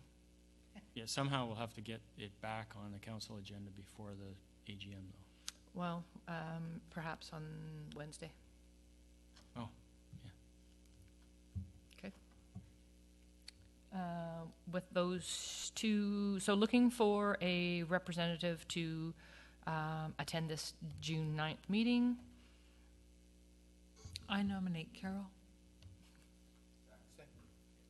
All those in favor? Opposed? Motion carried. Yes, I will be in attendance anyway, so that's just fine. Fees, and we'll move on then to 6.3.2, report on the proposed fees and charges that will come into effect September 1st, 2016. Move the recommendation, Your Worship. Any discussion, council? I think that that it's been a fair change in there. It's not. It looked almost identical when I read it, and the only thing I could find was one spot where it's blank, which is on, just to draw your attention to it. I don't know if it's right or wrong. I don't need an answer, but probably the mayor needs to know when she goes to the AGM. Under the large rooms, the 2016-17 base rate with the 5% tax increase, which appears to be the same as the 2015-16 base rate with the 5% tax increase, is just blank. So it should say 39.64, or I think 26.78. Anyways, it's just... Can you identify what page you're on? Because on my agenda, it is page 7 of 19. Yep. And it's the third set down, the third gray bar down, right below it on the right-hand side. So the large rooms, all of mine are filled in. Even on the right-hand side? Oh, on the far side. Oh, with the tax. Yeah. Oh, with the added tax piece to it. Yeah. Okay. Yeah. I think it's just an error, but that was the I'll only... just do a little circle thing around it. Yeah. Otherwise, Done. it appears to me that the rates are exactly the same as last year. All right. I will take that in note, and I will also have a chat with Councillor Martin. Can somebody bring our... Yeah, let's do that first. Any other questions or all those in favor? Opposed? Motion carried. Can we move adjournment before he gets back here? Nope. You still got a couple sections to go. Yeah, that's true. Yeah.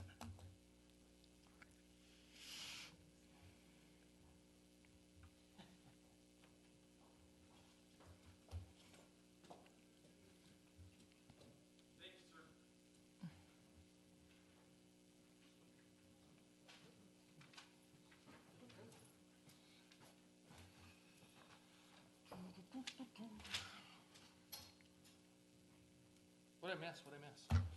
Nothing. It's me again. I have to go home tonight and watch the video. Make sure you get it up tonight, right? Moving on to Transportation Public Infrastructure, Councillor Nault, first item 6.4.1. Right, that's the request to enlarge Spirit Bay signs on city property. The deputy city engineer advised that Spirit Bay has had 4 approved advertising signs on city property since April 2014. They have applied to enlarge 2 of those signs from 1.1 square meter to 2.92 square meters. The city has approved other oversized signs for city developments. Committee had a fairly long discussion on this, mainly on whether we should be allowing advertising on city property at all. We came to a tie vote on the recommendation to allow those signs, and so this is coming forward to council without a recommendation from committee. My personal feeling on it is we should not be allowing advertising signs on city property, and above all, we should not be allowing advertising signs for developments outside of Colwood on city property. So I'm ready to make a motion for the for council to bring up for discussion, and I would move that the request from the developers of Spirit Bay to replace 2 existing signs on city property with larger oversized signs at the intersections of Machosen and Souk Road and VMP and Souk Road be denied by council. Second. Discussion, council? Councillor Chong? Thank you, through your worship. I just want to say I was in favor of the recommendation. Just to reiterate my reasons at the committee meeting, people that go to Spirit Bay, there's no other way around it. They have to pass through Colwood. And I think that's a plus for us because it shows the people going to Spirit Bay what Colwood has to offer, and they're most likely to stop at any of our stores. Also, I think it's a sign of good faith in our economic relationships. I think it's showing that, we're willing to work in partnership with other communities, and I don't think it's a big deal to have a sign or a larger sign that's already there. But what I would like to see is the possibility of staff exploring a way that the city can get revenues from developments that are outside of Colwood having signs on our property. And so I am against the recommendation that Councillor Nault has suggested. Anyone else? Councillor Martin? Thank you. I'll be supporting the motion. I'm under the premise that I am not supportive of signs that are not of developments that are not in the municipality of Colwood, and hence the reason why I will be supporting the motion this evening. If this was a development that was in Colwood, I would be supporting it. Anyone else? Councillor Nault? I would point out that if Spirit Bay wanted to advertise on the bus stops, they would be perfectly allowed to do that, and they would have to be paying $200 a month per sign. Colwood, I believe, charges $50 a year. So until we change our sign bylaw to allow that kind of charge, I will not be supporting any signs on city property, above all signs for outside development. And on that note, staff, where are we with that sign bylaw?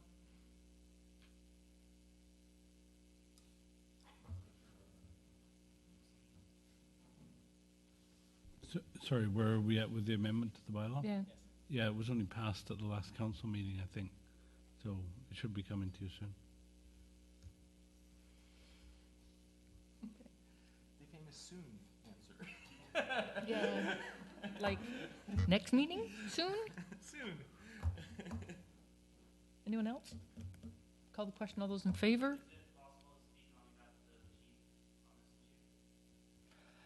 Not at this time. Should have had you in front of us at the very beginning of the meeting, and I'm not sure that you were here for that. But it just not process-wise. Sorry. All those in favor? Opposed? Motion carries.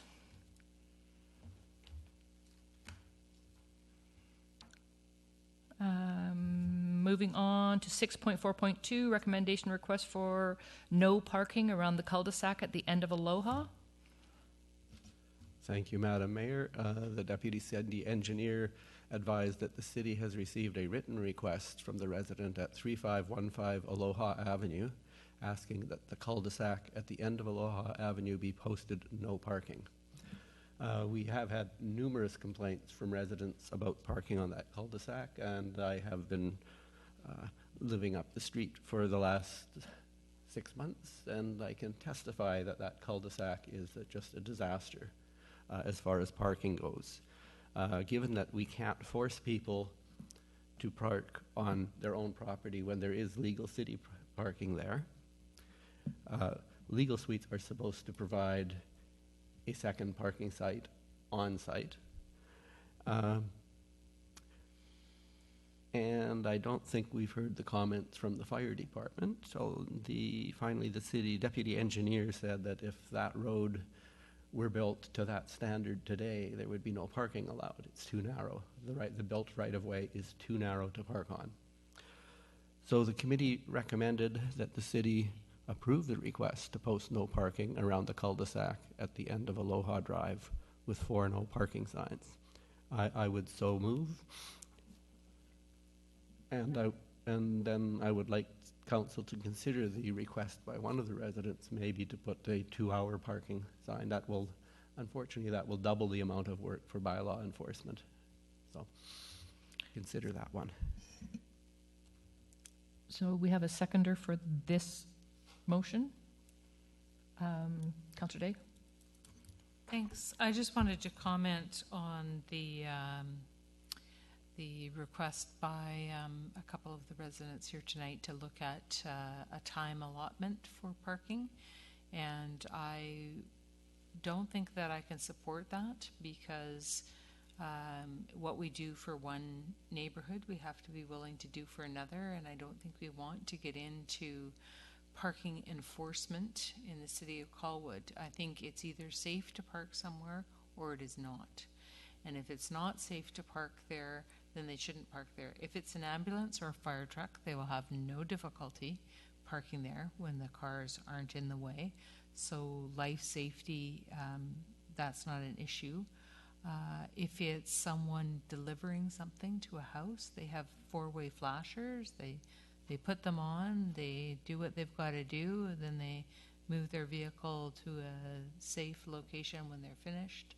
And I think that's how other parts of the city operate, and I think we want to have a consistent way that we look after our residents throughout the municipality. So I support the no parking signs. I support taking the parking away from the cul-de-sac and asking the residents to find parking on their own properties for their own uses. Councillor Logan? Thank you, Worship. Actually, I think Councillor Day articulated it very well. And I think when you consider 2-hour parking limit, it puts a burden on the rest of the municipality and with an expectation that it will be enforced regularly. So you get out your chalk and you'll be chalking everyone's tires every 2 hours, and it's not a good way to utilize the time. And there has to be a degree of reasonableness, as Councillor Day mentioned, and for deliveries and whatnot. We're not going to be hiding in bushes waiting for a delivery truck to park in the cul-de-sac to deliver oversized windows to nab you. That's just that's not going to happen. So the residents asked for this, so I think we support it, and so I'm happy with the recommendation. Thank you. Councillor Trace? I'm just wondering if the residents would be willing to pay for parking stalls to be placed in the center of the cul-de-sac and the tree removed. If that's feasible, how many spots could actually be put in there, do you think?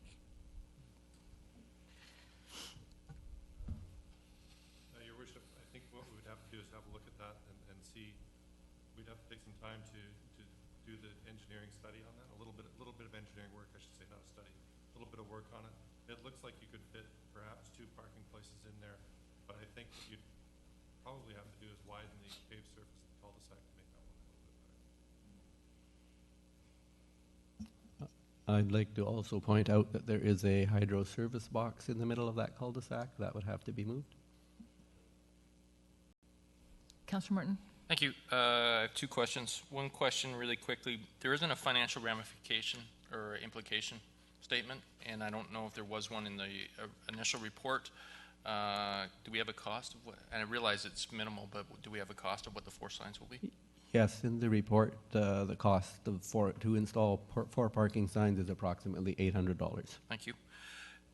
Second thing, through the mayor to staff, in both the report 3508 Aloha and this evening, there was a resident who has made the accusation there are illegal suites, and that's now been, I have it documented both in this and that, and I'm just wondering where are we at with staff investigating those?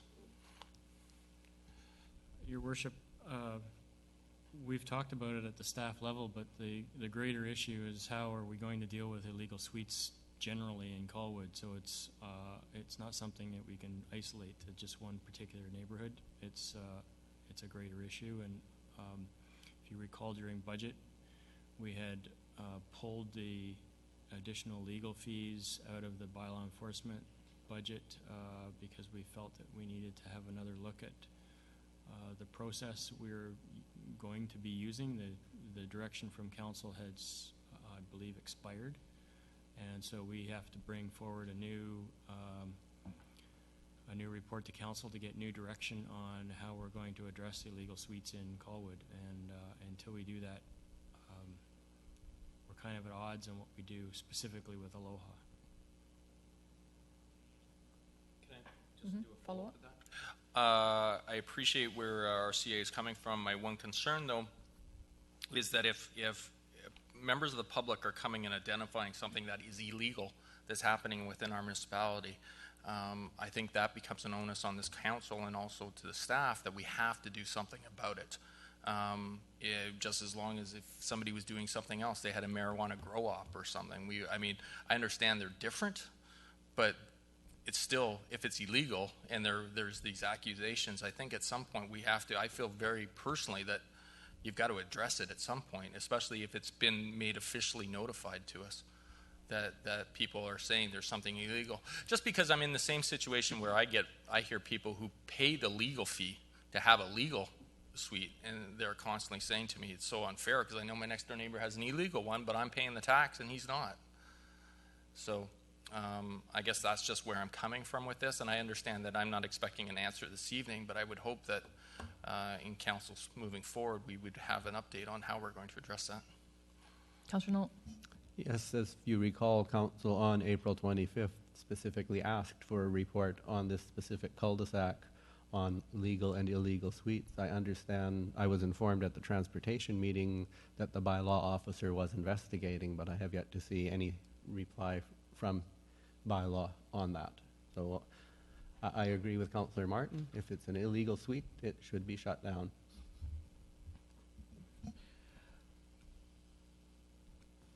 Your Worship, I've obviously heard council's concerns. We'll try and work on this. It is, I hate to say this, but the workload right now with staff is high. The issue of illegal suites is one of the most complex issues that local governments are facing, and it's not a simple solution of what an illegal suite is. There's varying definitions. We can address, I think, immediately we can address the life safety ones. It's the issues it's the suites that are not life safety issues that are a greater challenge for us to define as being an illegal suite that we want to enforce or not, because it has a significant impact on housing affordability, both for the people who own the homes and for the people who are looking for affordable rentals. So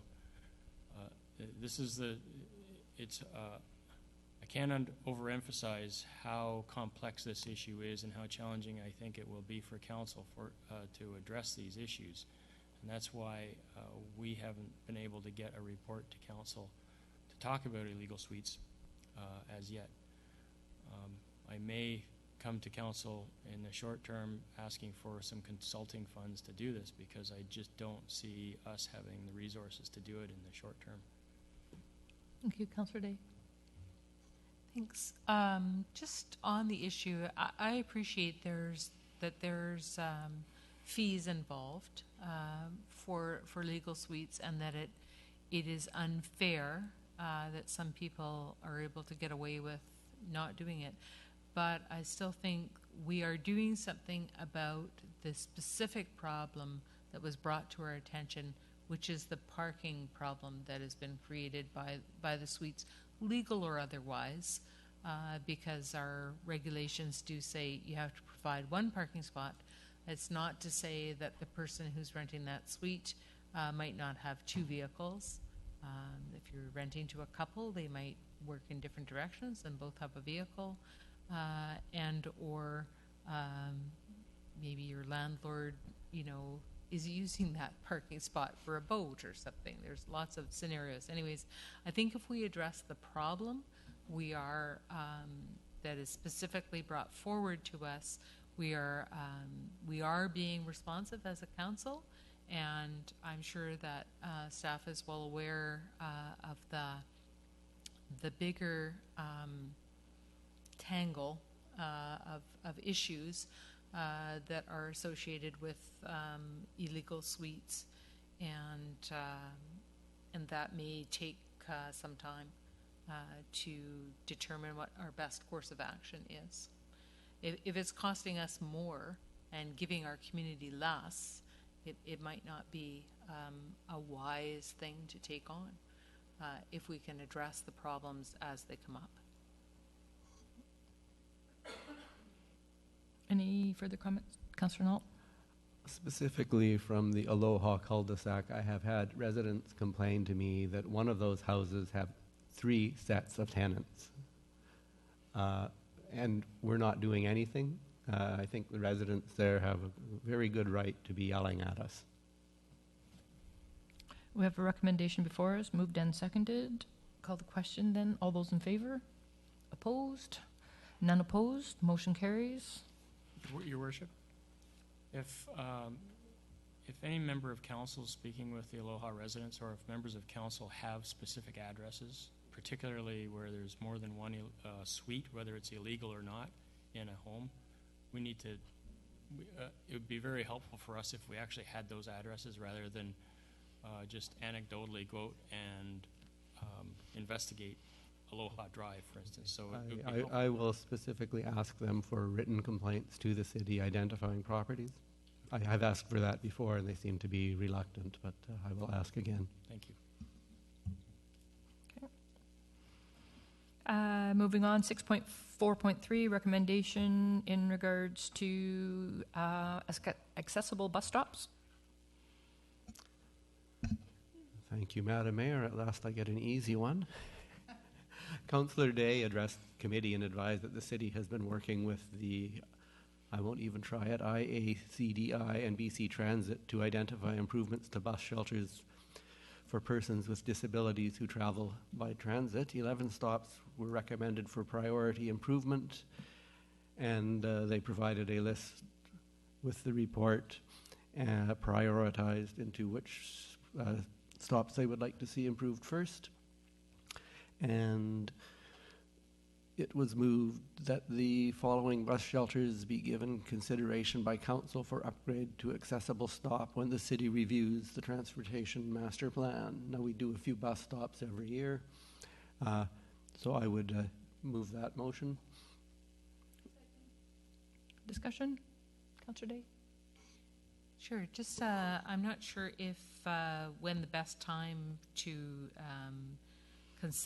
give them consideration is, if it's when we're reviewing the transportation master plan or when we're reviewing our capital projects plan.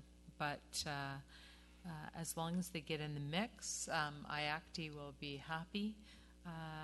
Many of the stops that are listed are in long stretches where there aren't any other accessible stops nearby, or they are where close to a school, places where we think there's a high priority for use by people with mobility devices. And so we've tried to be helpful and give you a full listing. Thank you. Yes? Thank you, Your Worship.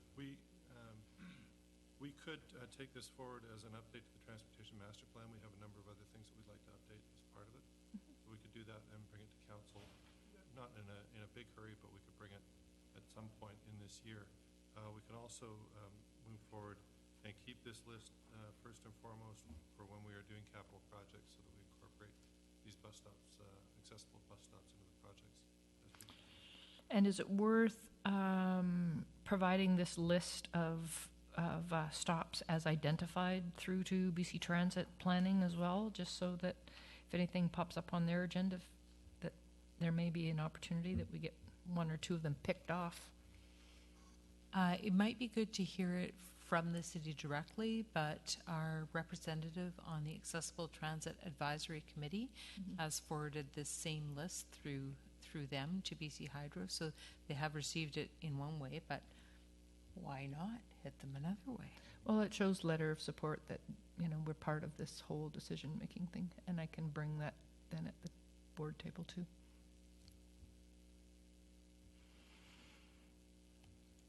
Any comments, questions from council?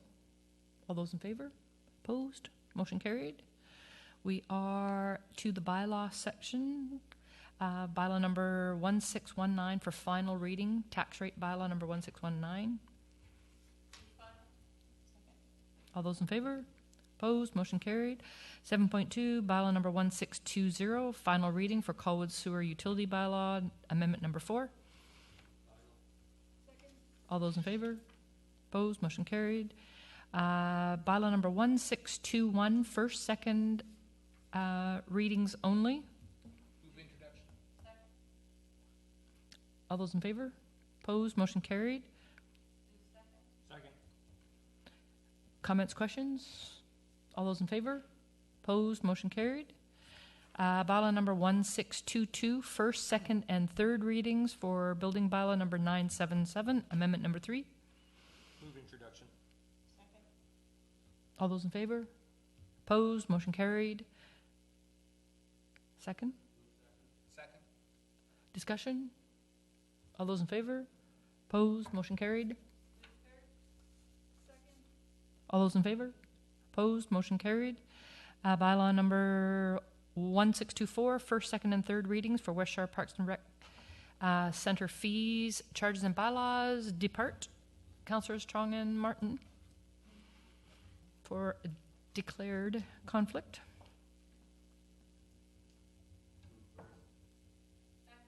All those in favor? Opposed? Motion carried. All those in favor? Opposed? Motion carried. All those in favor? Opposed? Motion carried. You can grab them back in time for release of in-camera resolution. We have officially the appointment for the Heritage. And just before we depart, to remind council that we have a special meeting to deal with these items that have surfaced. So we have final reading for the building bylaw. What else was on that one? We're going to add Bylaw 1624, which Yep. was the West Shore Park and Rec Yep. fees. And if Councillor Martin can have a conversation with you about West Shore Park and Recreation before Wednesday, we'll get that on the agenda as And then well. we can add that to the Yep. agenda for discussion. Okay? Yep. So those items for May the 11th at 5:15. Looking to move adjournment? Yeah, we did. We were quicker. Appointment to Heritage.